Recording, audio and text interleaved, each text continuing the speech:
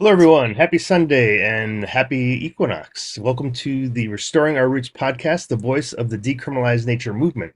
This podcast is a gathering space where we explore the wisdom of entheogenic plants and fungi, the beauty of natural healing, and the importance of reconnecting with Mother Earth. Twice a month, we'll be hearing from visionaries, healers, and advocates who are working with entheogenic plants and fungi, exploring realms of consciousness and returning us to a balanced relationship with nature.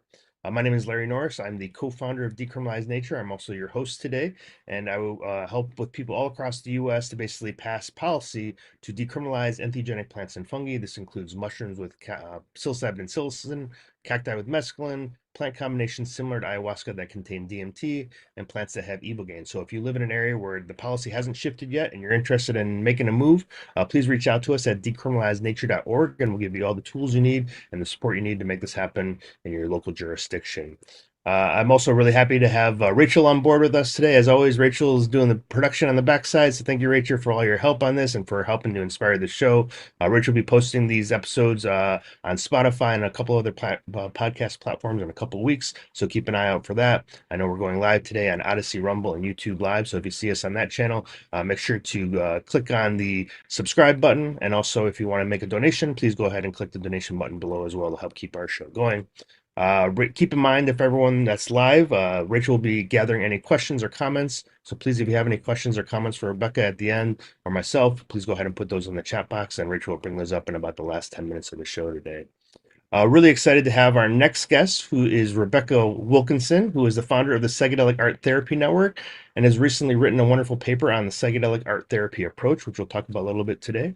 She's also presenting two workshops coming up in April, one for clinicians at the Shulgin Farm and one with myself, actually, at the Berkeley Chapel of Flowers right next to Ashby Bart. So if you're in the area, come check us out. We'll be having a wonderful workshop on April 25th, exploring the different art styles of psychedelics, whether natural or synthetic.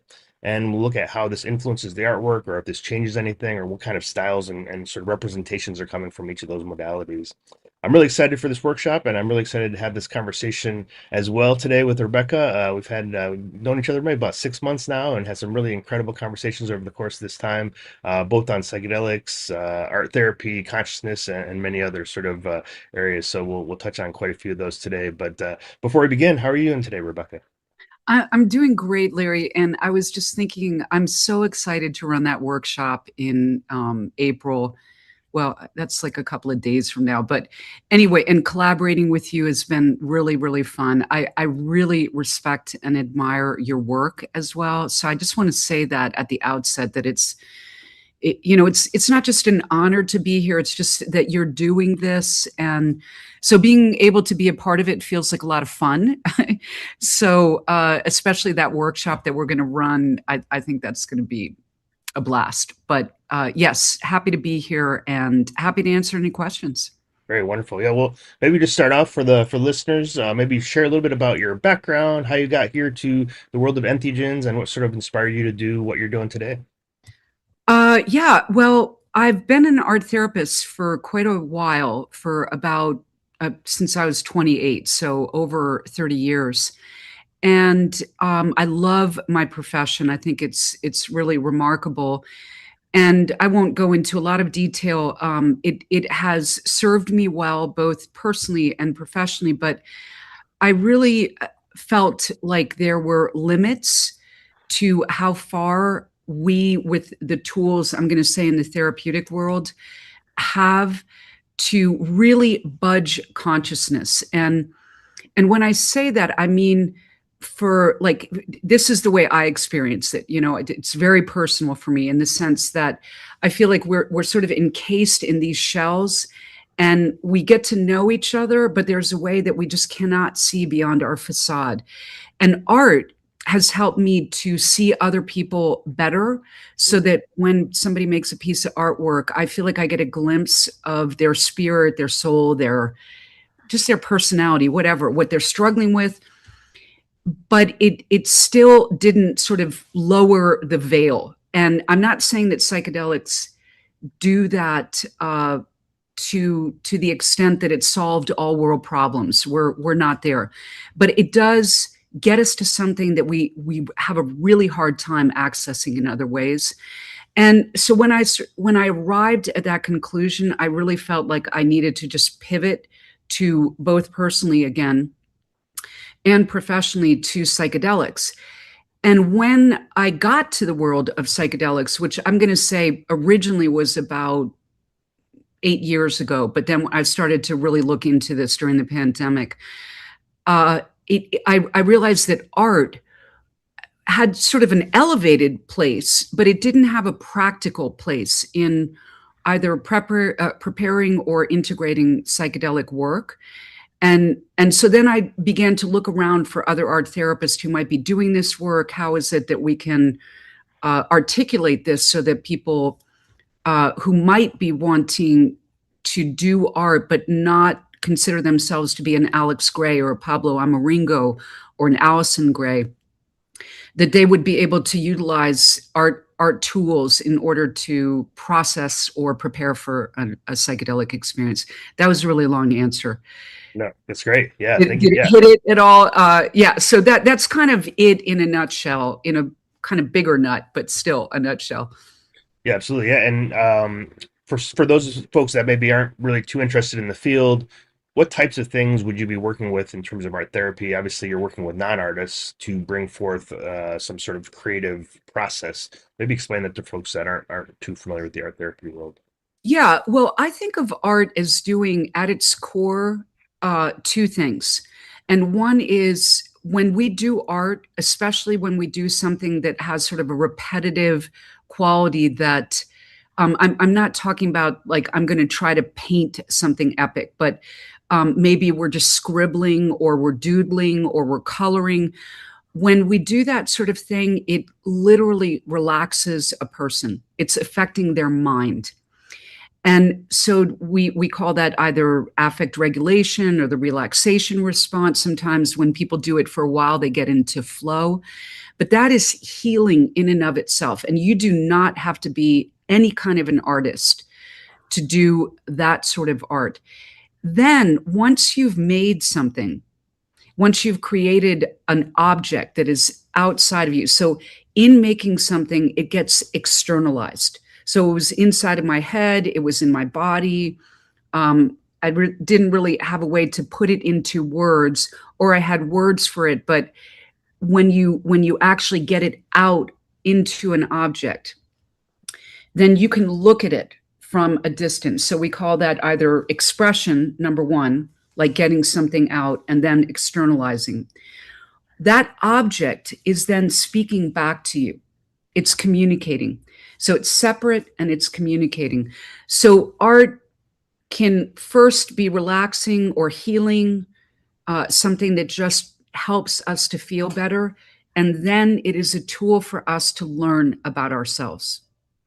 And that also, you don't have to be, you can just draw stick figures, but my stick figure is going to be different than your stick figure and what I include around it. So in terms of how art is helpful, it helps us heal, and then it gives us a means to learn more about ourselves or a situation. So in psychedelic work, we might be when we're preparing somebody, we might be looking at how they interact with materials, what comes out of the art process. It's telling us something that we didn't know just from their verbal presentations. How do they manage uncertainty?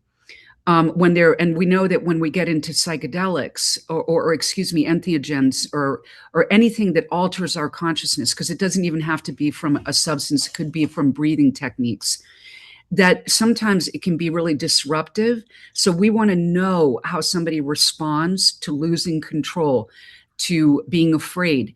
And art, because it is difficult to control exactly where it goes and how it turns out, gives you just a little bit of a glimpse of how somebody operates in the world.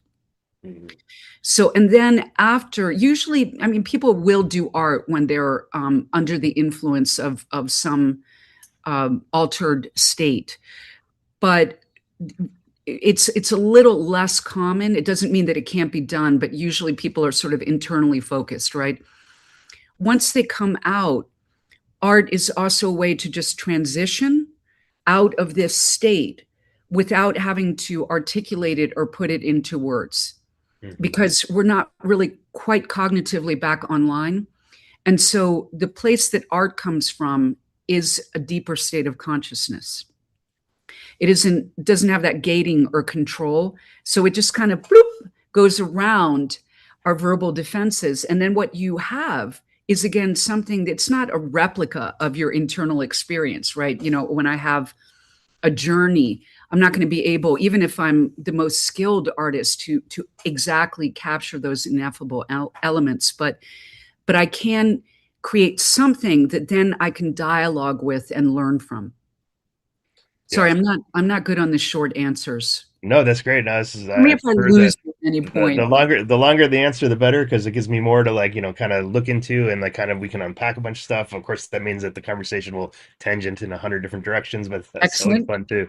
Yeah, no, just even kind of what you're saying there. I really like um, this re-enchantment of doodling, of scribbles, Oh of yeah. stuff that like people are like, oh, that's not really art, but like, yeah, actually, and I've seen many of those studies as well, and I'm a doodler myself. Like, it's so much easier sometimes for people to learn when you're doing some doodling.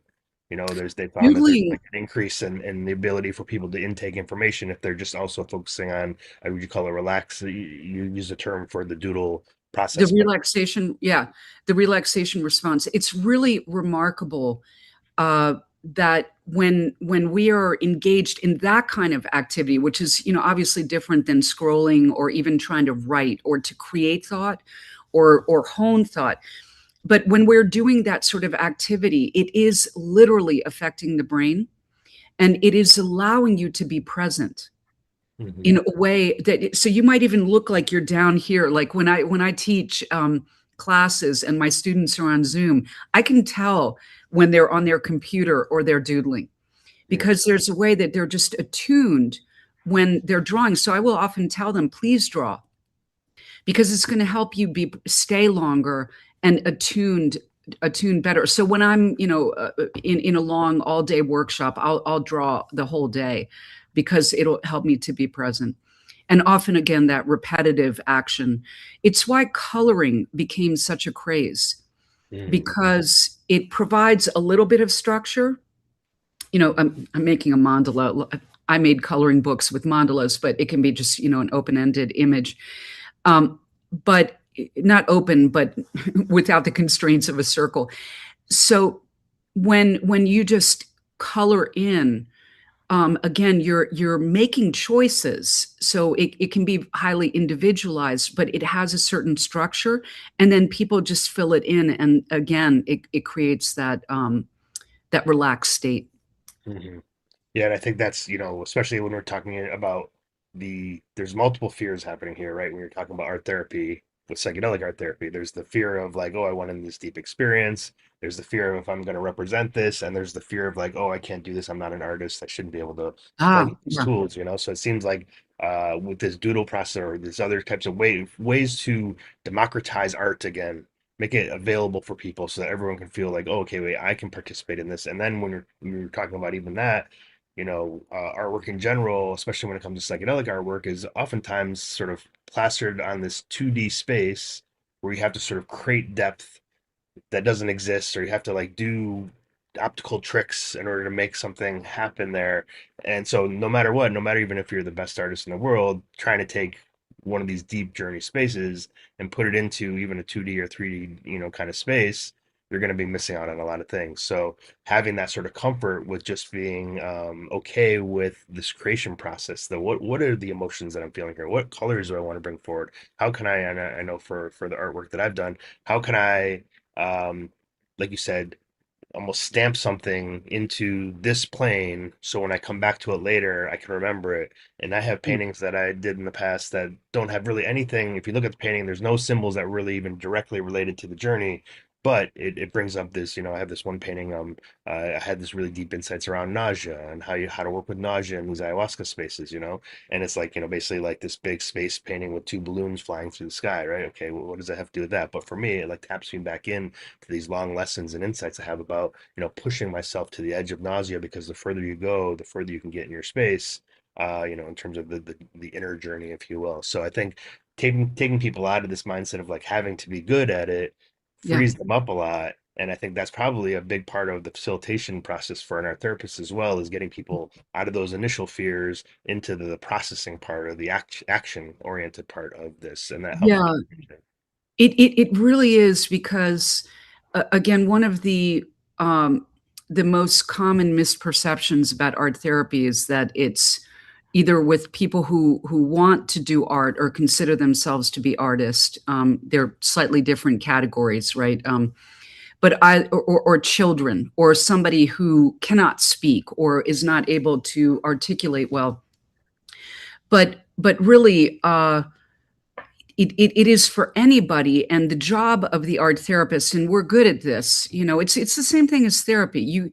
People, if you sit somebody and you just say, tell me everything about yourself, starting from A to Z, and then we're going to fix everything. It doesn't work that way. Like we have to warm people up to it.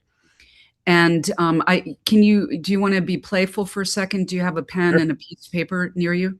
I do, yes. Yeah. Okay. So we're going to do a little exercise. Okay, all right, here we go. All right. So I'm going to have you, Larry. We're both going to do this. Okay. We're going to take a moment to, Rachel can do it too if she wants, because she's listening. All right. So take a moment and just sort of check within and make a line for how you feel at this moment. And don't deliberate. It can be any kind of a line. But it's just going to be a line for how you feel at this moment. So do that first.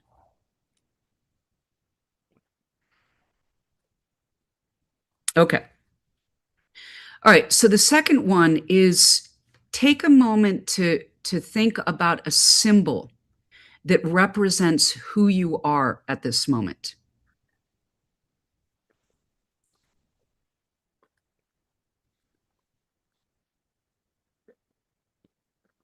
Okay. Okay, so we can I don't know if Rachel can show hers, but we should definitely. So take a moment to hold yours up. Hopefully mine will show, because I think I've got that crazy. Can you see mine? Hmm. Good enough, right? And hold yours up. Oh, mine doesn't. Mine. I think my paper, since I have the background, is Yeah, kind there we go. There we can see it. Yeah, and hold it up just a little bit more. Yeah. Okay. Yeah, yeah. Oh, okay. And Rachel's got hers. Excellent. Okay. So notice that, I mean, it's interesting, Rachel, you and I have two separate things, right? And then Larry's got one unified symbol. But I want to, you won't be able to see this for a moment, but notice that when you were thinking about how do I feel at this moment, you went inward, and you're just kind of checking in. But I could see Larry's eyes. I couldn't see yours, Rachel. But Larry looked up to think about what the symbol was. So the difference, this is really coming back to what I was speaking about earlier, that we're doing two different things. One is sort of an internal check-in and then a response, and then the other is thinking symbolically. So that, both of these, though, are very unsophisticated drawings, right? But we each had a different representation. And, I could say, for example, to Larry, Larry, it's very interesting that you created one symbol. So you unified the two.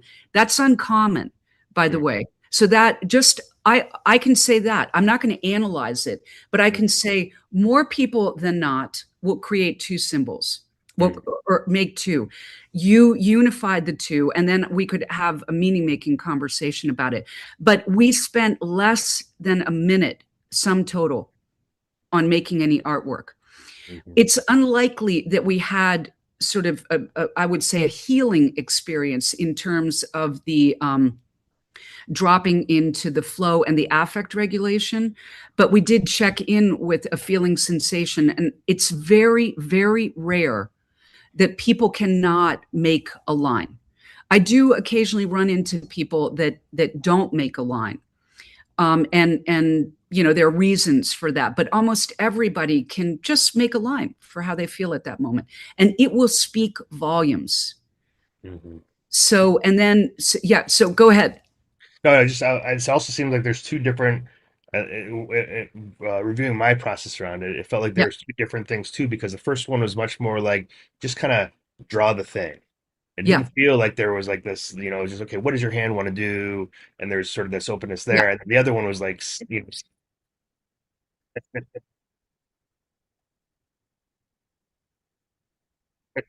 Yeah, it is. Yeah. And no, it's perfect because people do have, like, did I get it right? right. Or, what do you mean by a line? But really just, and notice I don't say draw a line, I say make a line. Mm, And that's a slightly different because, you don't know what they're going to do. And some people will actually, make something out of something, if they get really creative. But the idea is that you're moving people out of thinking and into action. But mm, Larry, you're absolutely right that probably there was more weight and it mattered more. I mm, mean, I am asking you to create a symbol for who you are at this moment. They're almost the same thing. And I'll tell you a very short little funny story about this. I told my husband I was going to psychedelic science, and I said we need to do some kind of art experiential on the exhibit hall that gets people, immediately stops them. They immediately do a piece of artwork, and they can be gone from the table in less than a minute. But there's something that draws them, and so we got these post-its. And we did this. And so I told my husband, we're going to do this, draw a line for how you feel. And it was something that a student of my business partner had come up with. And my husband said, well, why don't you have them draw a symbol for who they are at this moment? And I said, well, why would we do that? It's the same thing. And then I thought about it, and I thought it absolutely is not, because one is just, it is being with who you are at this moment, but it's not thinking about who you are at this moment. mm, So you're literally, if we saw brains firing going off, there would be different parts of the brain. So you are accessing consciousness mm, in different ways. And then, but we get a witness to what conscious look like at two different moments for this one human being. mm, mm, And then with the three of us together, we get to experience three different consciousness. And that's the really fun thing about it, is that you instantly see, oh, Rachel's is is not surprising, in some ways. Some art, by the way, is to me is kind of like a phone call to a stranger. You've never met them, and you pick up the phone, and you have this impression of who you think they are. And then you meet them and you say, oh my gosh, you are exactly like I thought you would be. Or you say, oh my goodness, you are nothing like who I thought you would be. That's art to me. So, yeah. And what's even interesting about this too is that I imagine that all of us initially for a half second, like you, Rachel, you reflected on this later, like, oh, a line, we think, okay, straight horizontal or straight vertical. All three of us did some curvy representation, yeah, right? So none of us stuck with. So also probably fun to see how that sort of I don't know, I guess Sheldon can call it a morphogenetic field. What things that we sit into that like all of a sudden kind of shift and shape how it is that we represent our art, even if it's something that's yeah, quick and fast. And I imagine then now scaling that up to psychedelics, in the same sort of scenario, we have a variety of people now coming now and reflecting on their inner experiences. Maybe not in like a what does this symbol represent or what symbols is there, because then again makes that in that thinking. But what does this feel like, or what types of things are you sort of connecting with there? And you have a variety of people in there. I wonder if similar experiences will come down because people have hundreds of experiences to draw from yeah, oftentimes. Will those similar this happen with integration circles a lot where you have people will do a circle and four people are sharing some sort of similar theme. Does this absolutely. happen a lot with your art? You'll see that people come down without even realizing it are It's doing some sort of uncanny. similar theme. Yeah.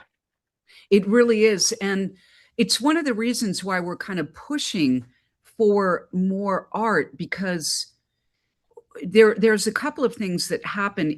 If at a certain point you will begin to recognize, even though a line is a line, right? And my line was like this, and yours was kind of like this. And Rachel, let me see yours again.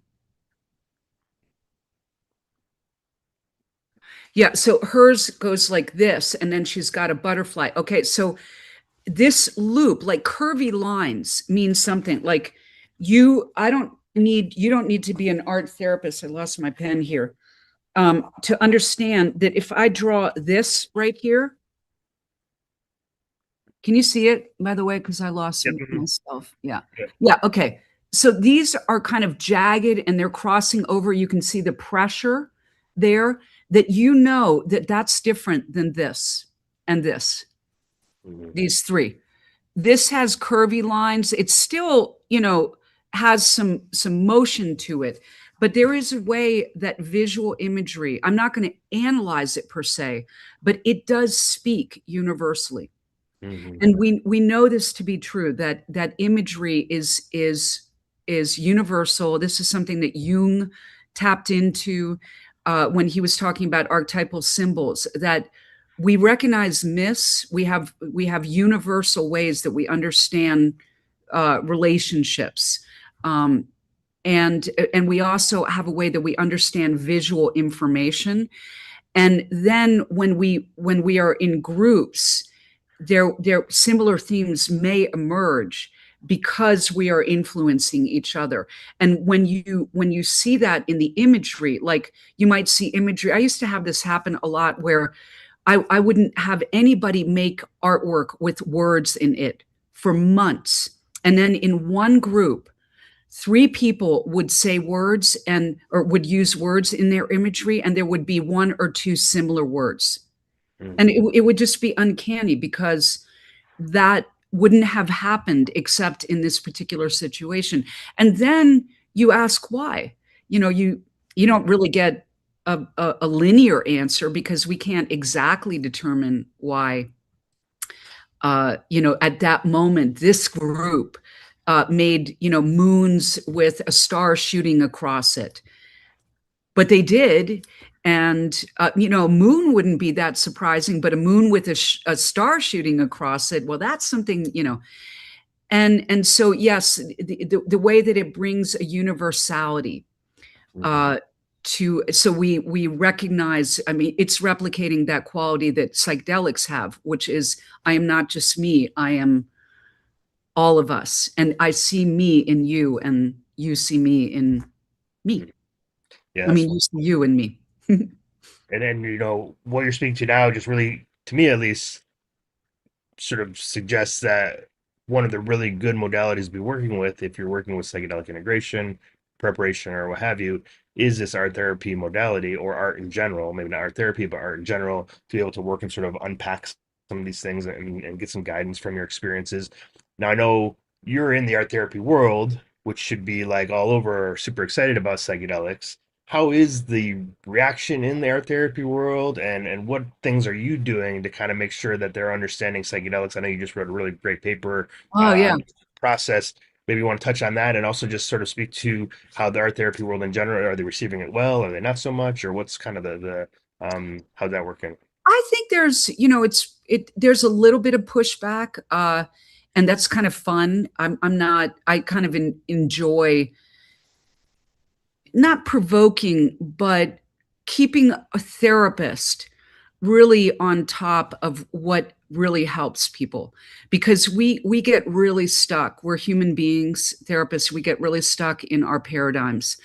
So the first time that I brought up psychedelics, I had written about positive psychology quite extensively before I got into psychedelics, and positive psychology caused a lot of pushback because uh, be, essentially because people thought it was toxic positivity. Just put on a smiley face and let's pretend, and let's put up our affirmations. So when I got into psychedelics, everybody was like, okay, Rebecca's, uh, fanning the flames again. But thankfully, I have collaborated with some excellent art therapists who have been thinking about this for a long time as well. And so that Alyssa Gursky helped me write this paper. Katie Bragagnolo, also one of our founders, has been thinking about this for many years. So we kind of put our heads together and we said, it doesn't really matter if art therapy, if psychedelics becomes a uh, a modality that is widely embraced by art therapy, but our clients will get there much quicker than we do. And it was the same thing with Zoom. Therapists were apoplectic about the possibility of going online until COVID hit, and then they didn't have a choice. And but our clients were ready because they needed it, right? And so our clients are going to tell us that they need psychedelics because they're going to be struggling with something, or they're going to know somebody who's struggling and they're going to say, I've heard about this. So that was our intention first, was to hit the art therapy field and say, you need to know about psychedelics. It's So we happening wrote that. anyway. It's happening anyway, so you might as well It's get prepared. happening anyway. So get some familiarity, and then we're going to tell you what's going on with psychedelics and how psychedelics and art therapy are doing very similar things. They really do. It's kind of interesting. And then we're going to pivot to the psychedelic world, which we're already doing, and say, you really need to know about art therapy, and basically say, this is how you can do it. Which people like the Grof school, they have been using it essentially to help people do that transition out. They give everyone, if they're either going through holotropic breath work or originally LSD, that they would give them a mandala and have them just basically process the experience, just like I had you make the line. Don't think about it too much. Just use these materials and make a response. Then what they don't do as much of, which I think is a loss, is then let's look at it and not analyze it as in me analyzing you, but let's look at what your image told you. If it is speaking for consciousness and it had a voice right now and it stood right here and it said, I am agitated, I am crossing lines. I wouldn't say what I am. I would just say I'm lines that are crossing over in a strong, heavy marks. Okay, what does that communicate to you? It looks like maybe agitation or energy. Like you want the person to kind of analyze what it is that they've made, but you do want to take them through that process. Like, now that you put this on paper, what does it tell you? Not what did you intend? Oh, I meant to make a pretty sun. I don't know what that is. What do you actually see here? And then you might say, isn't it interesting that you thought you were making this, but this came out instead? If that had meaning, what would it be? And then you can use any model. Then it could be the inner healing intelligence, or if you were using IFS, it would be true self and parts. You just apply whatever paradigm is to help that person make meaning. Yeah, that's great. I mean, I want to talk a minute about mandalas and that whole process. But before we Sure. get into that, I want to just touch briefly on this positive psychology idea. It's so interesting because I know that there, and maybe for this in the research or not, but my ancestry is from Finland, and they have this word sisu, which is sort of it's not really definable in any other language. It's not translatable easily, and I've heard a lot of people in the positive psychology world were looking at sisu as this sort of unique Finnish trait that would speak to something about, like, well, what is this thing that, and it sort of represents what they call the Finnish spirit, right? That's, at least for the Finnish people, that's what they say. I love And it. and the other ways that I try and define it is like sort of like a sacred tenacity, or like a spiritual determination, right? And it's not so much that was positive, it's that, like, it's like the extra little bit of gas in your tank that when Yeah. everything is like hit the fan and everything is collapsed and you can't do anything more, somehow magically you have a little extra in your tank that pushes you through to that next Mhm. spot.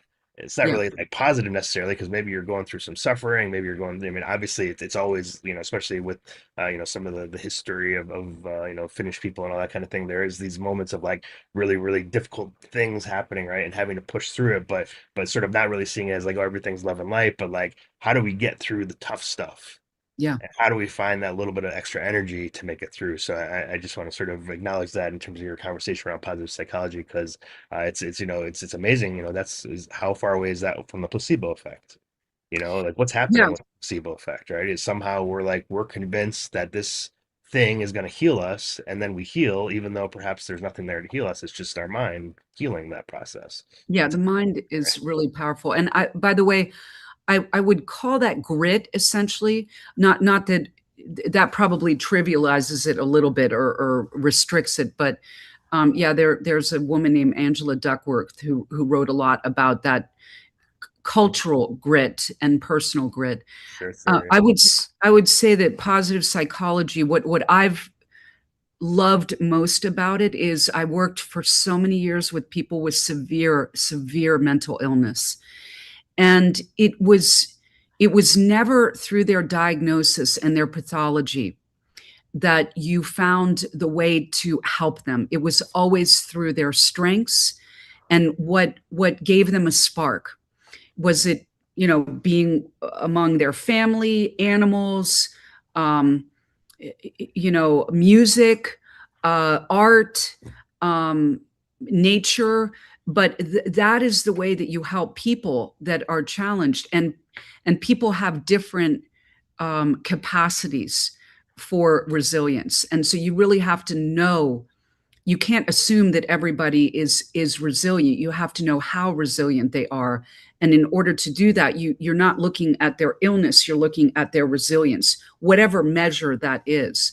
Mhm. And so that was the core of it. And art could reveal, like, I was just writing with my business partner about positive psychology. We have to update a chapter that we wrote 10 years ago. And she and I worked with people with severe mental illness at a psychiatric hospital in DC.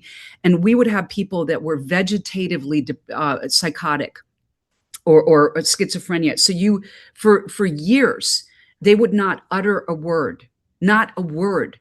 And they would just be sort of a husk of a person, and you gave them art supplies, and suddenly you see something's going on in there, Mhm. and you don't exactly know because they're never going to tell you, but you know that this is not a dead human being, and they've just been completely dismissed by society. So now the other thing that you were alluding to is the placebo effect, or affirmations, or the idea that we can tell ourselves, um, if we continue to tell ourselves things that are authentically possible, like, I'm never going to be Angelina Jolie, so I shouldn't have a motto on my mirror that says you can be Angelina Jolie, you can be rated the top sexiest woman of dot dot dot, or whatever it is.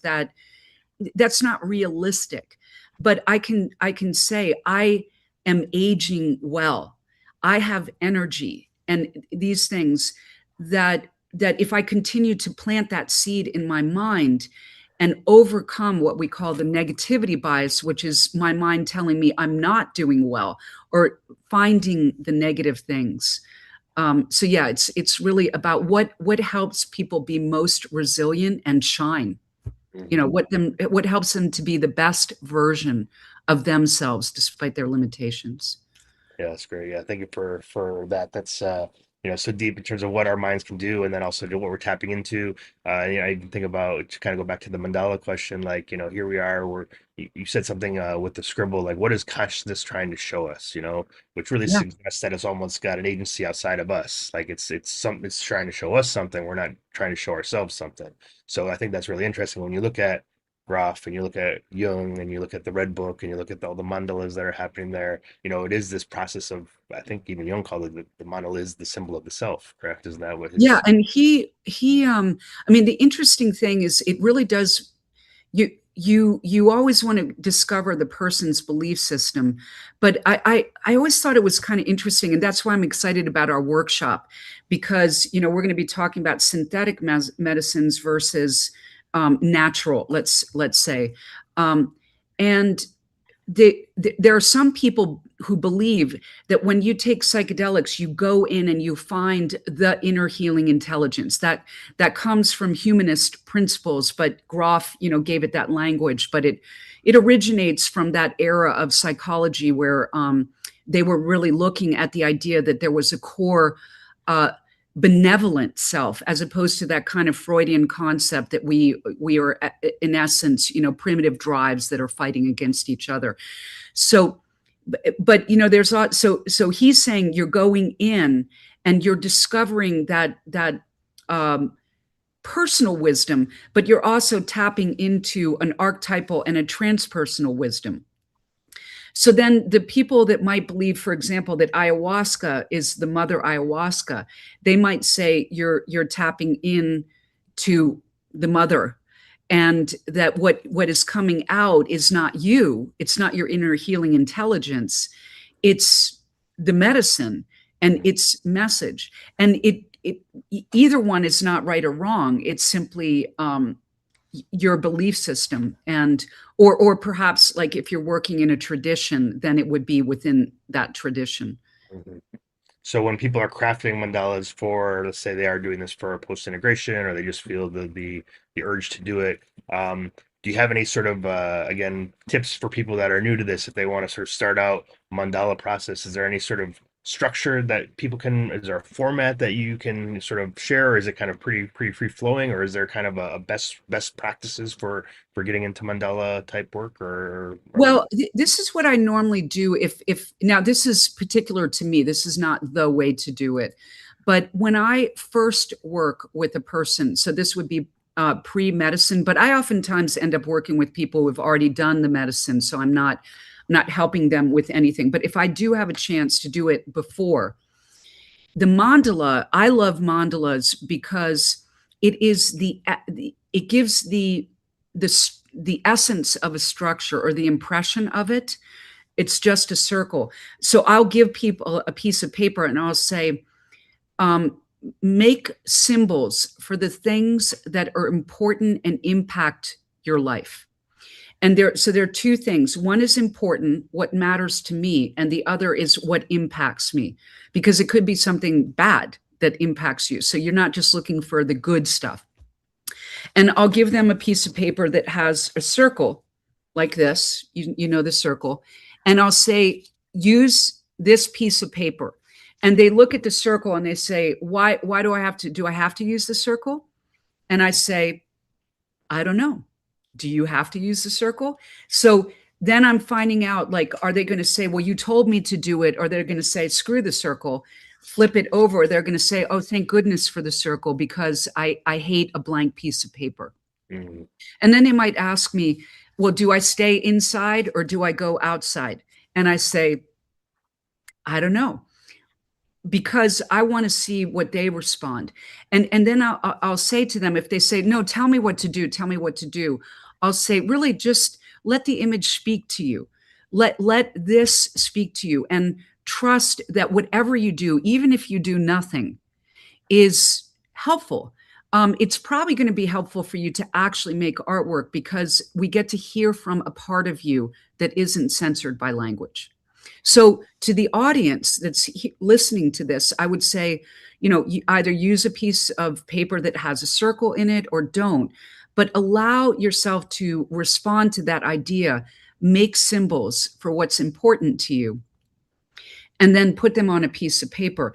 And then when you make the image, then hold it up for yourself when it's done. And you're going to be surprised by some things. And so when something surprises you, or it's different than you expected, ask the question, if that had meaning, what should it be? Or what would it be? Mm-hmm. So that would be at the beginning. Did that make sense, by the way? Do you have any? Yeah. Okay. So, but some people might just have people just make marks, and I'm doing this because a lot of times people will have somebody draw like a scribble like this. This is a directive in the MAPS handbook. By the way, their integration handbook comes from an art therapist named Valerie Schumann, but it's a technique that that we use a lot. So you've got these scribbles. And so I might have you make a scribble and then say, okay, now look in here and see if you can develop an image from this. So this is unconscious. And then I'm applying my conscious mind to create a symbol. And so I decide that I'm going to take this and there's a figure in here. So I took that and I enhanced the figure here. So somebody else might have made a cat. Rachel might have made a cat or something like that. She would have put little ears on top of it like this, you know. And I would say, well, tell me about that creature, you know. So so that that's another technique. Like that one is a really great technique because you're pulling for unconscious material and then you because the scribble is, remember, it's like the doodle, but then you're putting meaning into it by creating something that you identify in the image. So that might be something that you could do both at the beginning. That's a really great technique to do at the end too, because again, you just kind of capture a feeling. And then after somebody's done that for a while, you say, now let's go in and see if we can find an image here. And we could say that that was a communication from your experience, right? Because you're just post dropping in, and then you come out, and then this is what your mind delivered to you. And so Jung thought that it was channeling, and he believed that he was actually channeling a character. Grof often talks about that as well, that there were certain artists that believed that they were actively channeling something that was coming from within.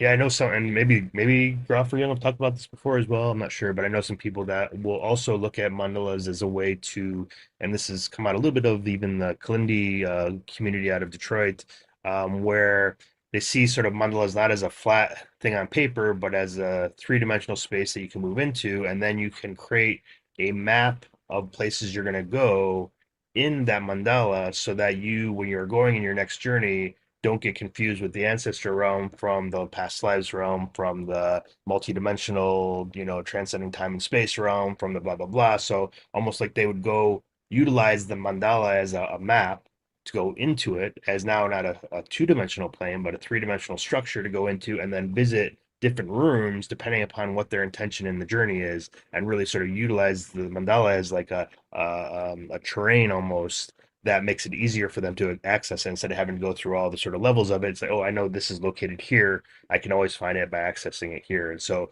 also seeing it as like a mandala is like a map of consciousness, or a map of self, or a map of Beautiful. places to go to.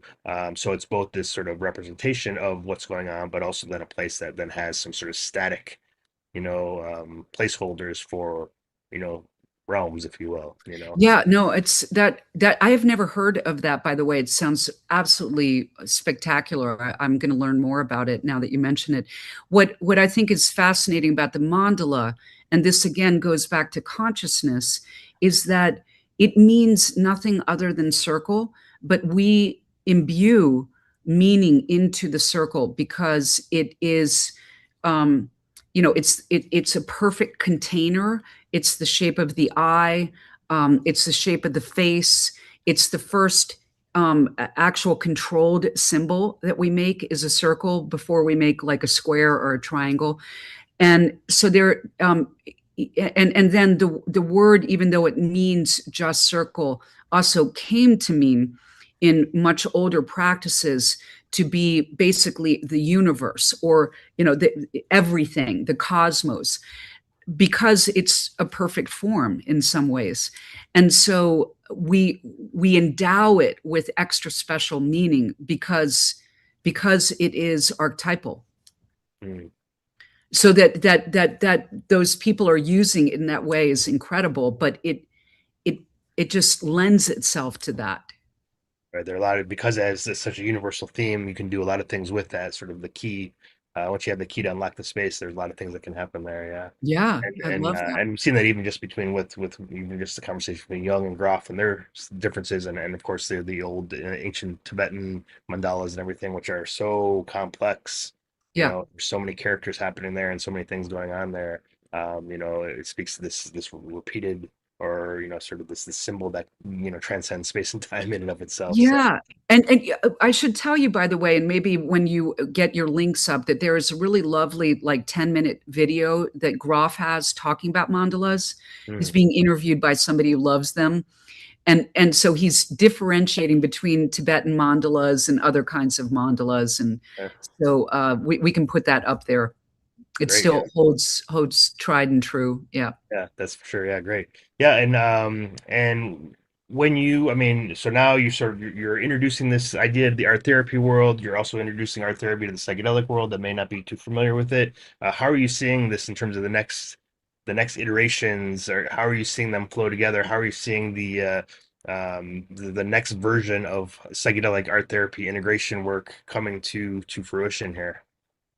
I think that different people in the art therapy world that are actively working with psychedelics have slightly different agendas, let's say missions, but ours is really to get art in an approachable and operational way into integration and preparation work. So it would be, 3 to 5 techniques. We'll probably do continuing education trainings around this, where you would just walk away with 3 to 5 ways that you can help your clients use art as a means of accessing. We call it, basically capturing the download, if you will, or a little more playfully, effing the ineffable. But it's a way to get it out and then be able to engage within it. So so I would say that we want to get it into the training of psychedelic practitioners so that they feel equipped to be able to do this within the scope of their competence. And because it's doable. You don't have to be an art therapist to get people to be able to dialogue with themselves about their own imagery, or dialogue in a group about what do we see here, what did we have in common. And the barriers are fairly easy to overcome. That I don't know how to draw. That's fairly simple. You just do it with those people, and then you teach them, and then giving them very, very simple tools to be able to talk about it. How do you ask somebody a question about their artwork? So that, I think, that's predominantly my agenda, is to be able to get it into the tools that therapists are using, and then, yeah, for us to be able to. You said democratize art. That has been an agenda my entire life. Like, this is not for people who are talented. It is for everyone, because it is something that we naturally do. We communicate with each other, we connect that way, we express. And art is amazing. And the most incredible art that I have in my life is made by people who were not trained artists. And some of the most tedious artwork that is in this world is art that I've made as a really talented artist. And I'm like, there's nothing, there's no passion, didn't capture something. So you don't need to be a talented artist. That's the whole reason outsider art was so incredible. Yeah, that's true. Yeah, yeah. Yeah, Yeah, we're running outside out of art. time, I know, by Yeah. the way. So yeah, Yeah, and outsider art is so close to visionary art, and those like have they're almost like sharing a little nugget of the Venn diagram there, absolutely. So At yeah, one point, I want to do like a visual map of how all of these, like creativity, for example. Creativity doesn't have to be about art. And there are people, Bruce Damer, Manesh Gurn, they're doing incredible work around creativity. But art makes people more creative. It's not always the other way around. So how can we be linking these people having similar conversations? Art therapy, creativity, psychedelics, consciousness, all of that. yeah, exactly. Yeah, wonderful. Yeah, well, thank you very much, Rebecca. I know we do have about 10 minutes to go or so. But before we jump into Rachel's question, this is a question we ask all the guests here on the show because I think it's always interesting to hear the different perspectives, although they've all kind of lined up for the most part. But the question we ask everyone is, when I say the words "decriminalize nature" to you, what does that mean? What a great question. It means to remove the shackles from something that naturally uh, exists outside of human experience. I think humans are part of nature, but it is. I mean, we create these artificial constraints around something that is natural, that is meant to be, that exists, and so like I see a plant just being hampered, and humans as well. So it's restricting beyond necessary things that intrinsically have worth and existence. Hmm. That I should have prepared, but I think it's better when you don't, right? That's great. Yeah, that's Um, the whole idea, right? Yeah, just to hear right off the cuff what everyone thinks. What does it mean? What's the first impression you yeah, hear those words? yeah. Now I'm yeah. That would be my answer. Yeah, like it feels like imposing constraint against something that, in its essence, is not designed to be constrained. And so decriminalization will be the release of that process. Yeah, Yeah. yeah. Hmm. I'm sorry. Decriminalization would be allowing it to naturally thrive. Yeah, great. Yeah. Well, thank you very much for that, Rebecca. I really appreciate it. What a great conversation we've had. I've learned a lot about art therapy today and mandalas and everything else as well. And I'm sure our conversations will continue on into the wee hours of many, many, many years from now. So Yeah, thank you for thank being you, here. Larry. Yeah. And Rachel, why don't you jump on? And I know you had a couple questions you wanted to answer I or do. Yes. ask. Yeah. What a lovely conversation. I love art in all its forms. Like, I mean, Larry, I read comic books and cosplay and all that kind of stuff. So all the Yay. imagery and all, like, Oh, it's how we can wonderful. speak about the unconscious world and just that line exercise was just wonderful too. And I think people were following along. So it's just fun for have this be the live show and have that engagement as well. So thanks for bringing that to the show, Excellent. Rebecca. It was great. Yeah. So actually, my first question was actually to you, Larry. Before I get into my bigger question for you, Oh, this is Rebecca, new. because it's a shorter one too. Because you brought up the word sisu. Yeah. Have you watched the movie?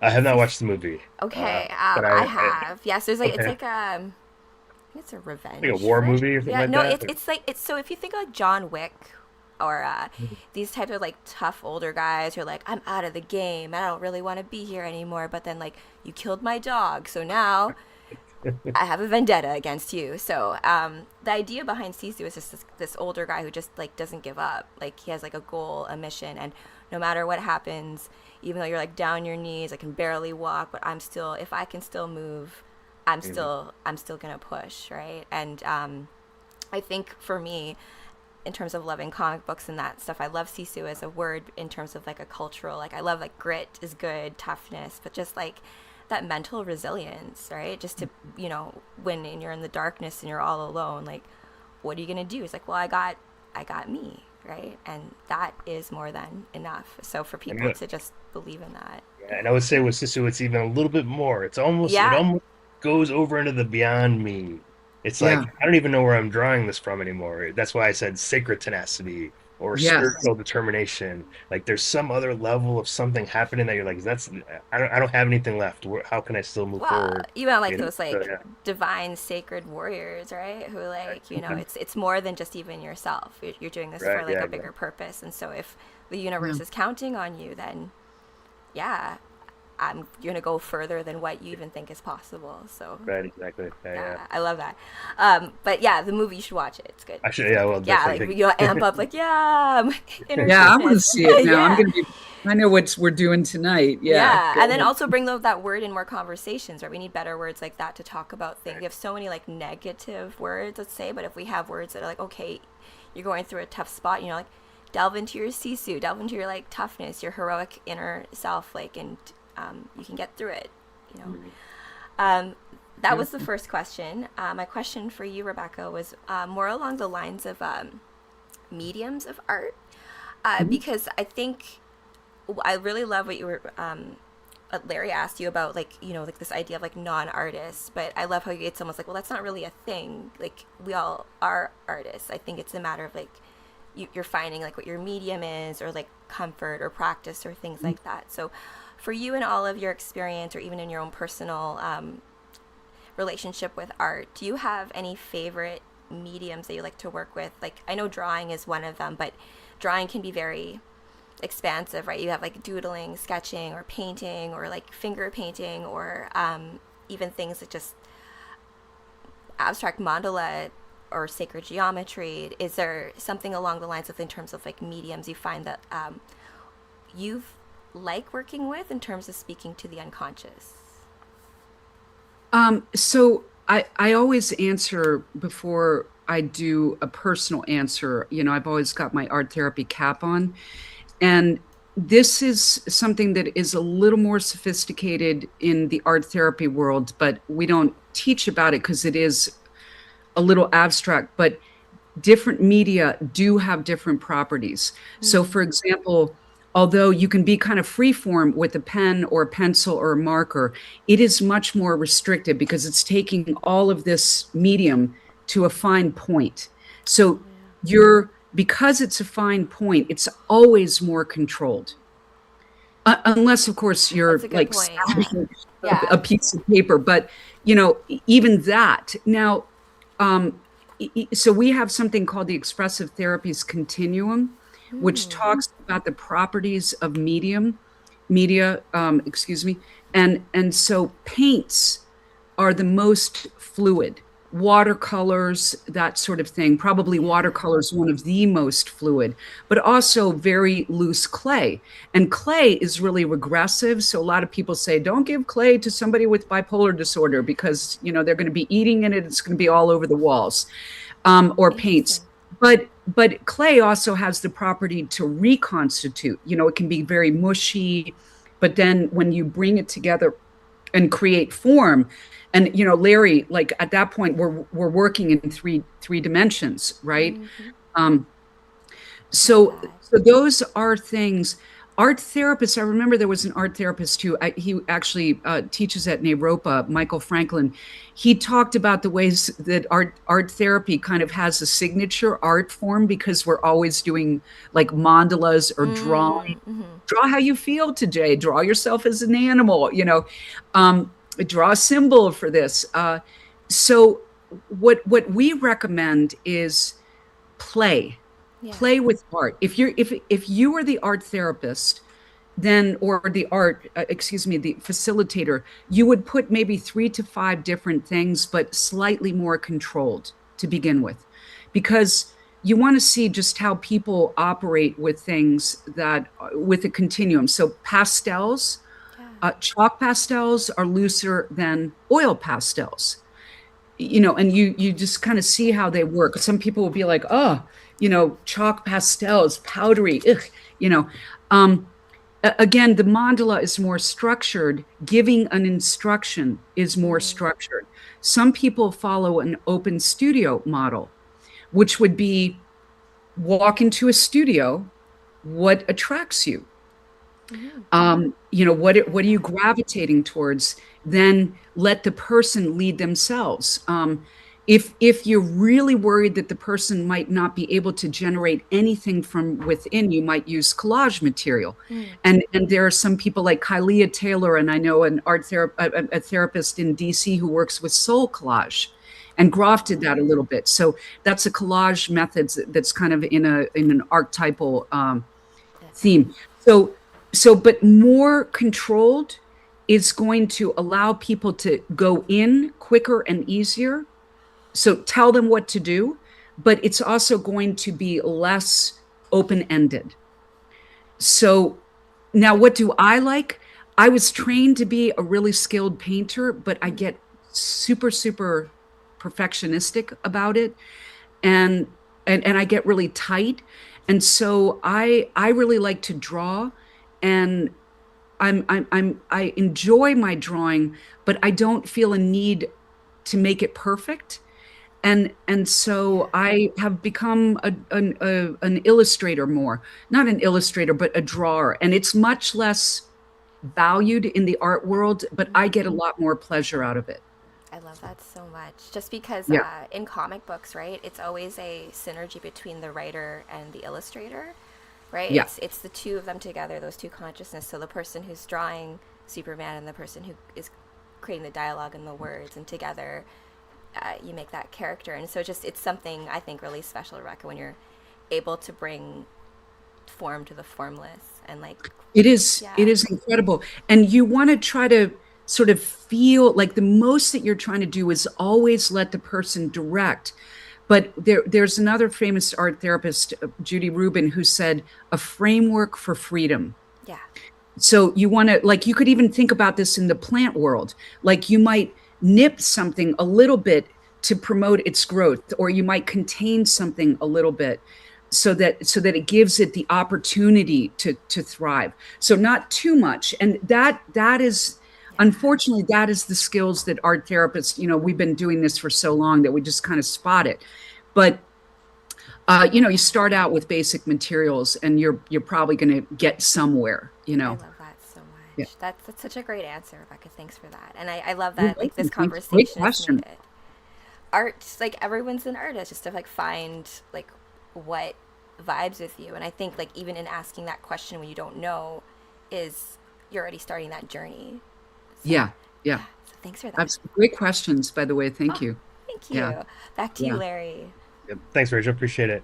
Yeah, really been great. Rebecca, is there anything that you would like to cover that we don't think we've touched on, or maybe we do it in a future show, or anything you just like to address to the audience? So while we have the last few minutes here.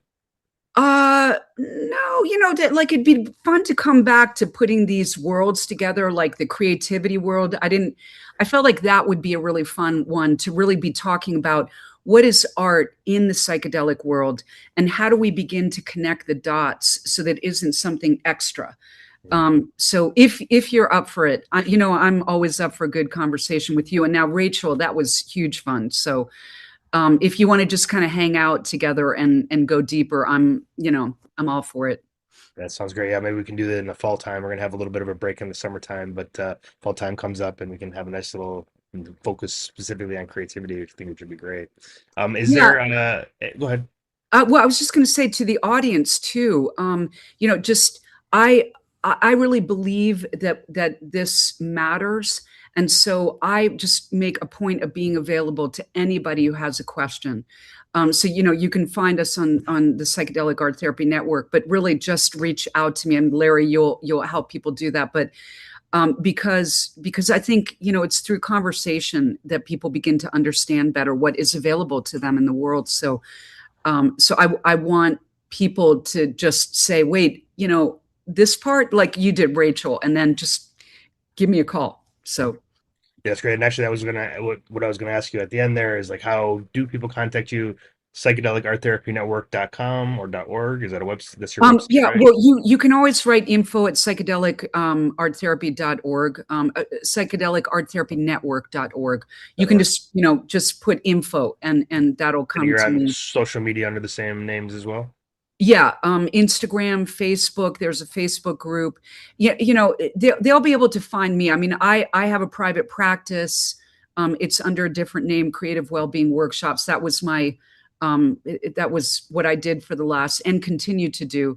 But I'm available online, and so anything through the Psychedelic Art Therapy Network is going to end up with me. I'll be able to follow through. We have a contact form, and it'll tell people, yeah, Great. or tell me. And we'll probably put some of those links in the caption as well of the podcast as well. Yeah, So and I'll get that link to the Grof mandala.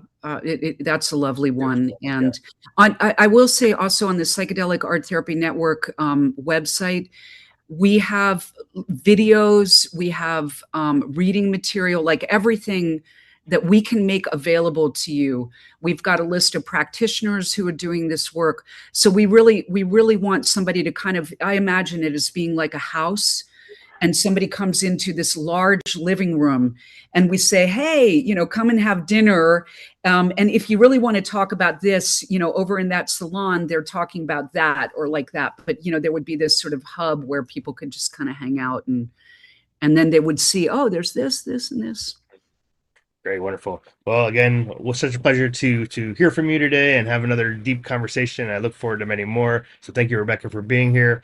As a reminder to everybody out there, we usually go live every 2 weeks. So you'll be seeing our next show will be on April 5th. In between all that, you'll see us live on YouTube, Rumble, and Odysee. And in a couple weeks from now, this show will be on Spotify, Apple, and other podcast platforms.